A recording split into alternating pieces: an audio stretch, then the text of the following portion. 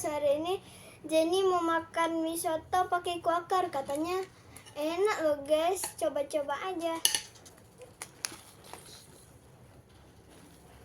Oh ya guys.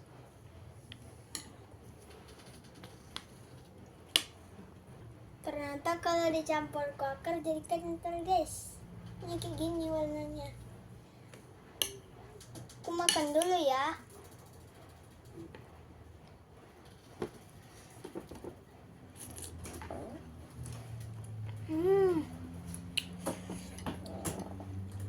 Enak.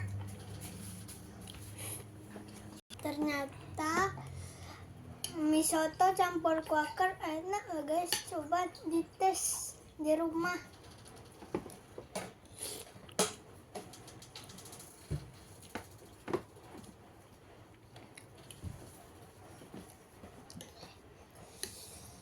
Rekomen guys.